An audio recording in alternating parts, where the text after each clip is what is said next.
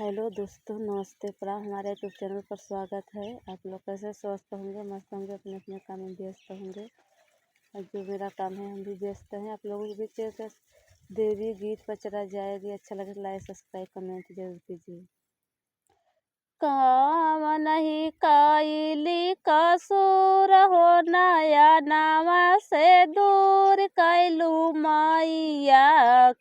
हवा नहीं कैली कसूर हो, नया नामा से दूर कैलू मैया। अपने ही मैया जी के चुनरी चढ़ाऊ बाई, अपने ही मैया जी के चुनरी चढ़ाऊ नहीं बाबा जवा दुकानिया न दूर हो, नया नावा से दूर कैलू मैया। नहीं बाबा जवा दुकानिया न दूर हो, नया नावा से दूर कैलू मैया। कवन हम कैली कसूर हो, नया नावा से दूर कैलू मैया। कवन हम कैली कसूर हो, नया नावा से दूर कैलू मैया।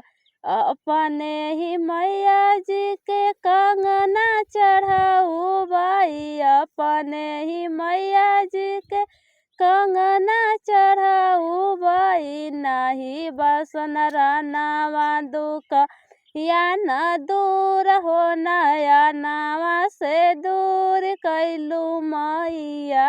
नाही बसन रानावा दुकानिया न दूर हो, नया ना से दूर कैलू मैया। कवन हम कैली कसू रहो, नया नावा से दूर कैलू मैया। कवन हम कैली कसूर हो, नया नावा से दूर कैलू मैया।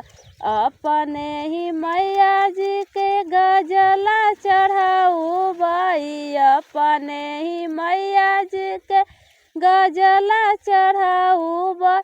नाही बमलियावा दुकानिया न दूर हो, नया नावा से दूर कैलू मैया। नाही बमलियावा दुकानिया न दूर हो, नया नावा से दूर कैलू मैया।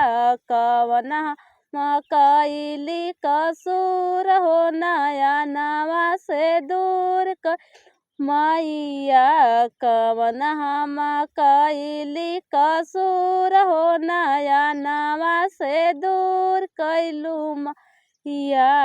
अपने ही मैया जी के कलशा भराऊ बाई, अपने ही मैया जी के कलशा भराऊ बाई। नाही बा कोहरा नावा दुकानिया न दूर हो, नया नावा से दूर कैलू मैया। नाही बा कोहरा नावा दुकानिया न दूर हो, नया नावा से दूर कैलू मैया। हम कैली कसूर हो, नया नावा से दूर कैलू मैया। कवन हम कैली कसूर हो, नया नावा से दूर कैलू मैया। अपने ही मैया जी के हेलुआ पूरी खियाऊ बाई, अपने ही मैया जी के हेलुआ पूरी खियाऊ बाई। नाही बाहेलुआ दुकान न दूर हो, नया नावा से दूर कैलू मैया। नाही बाहेलुआ दुकानवा न दूर हो, नया नावा से दूर कैलू मैया।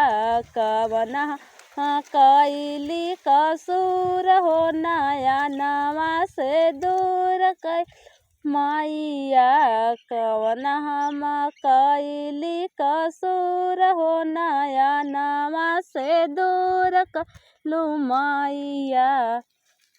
आप लोगों को गीत कैसा लगा? अच्छा लगे तो लाइक सब्सक्राइब कमेंट जरूर कीजिए।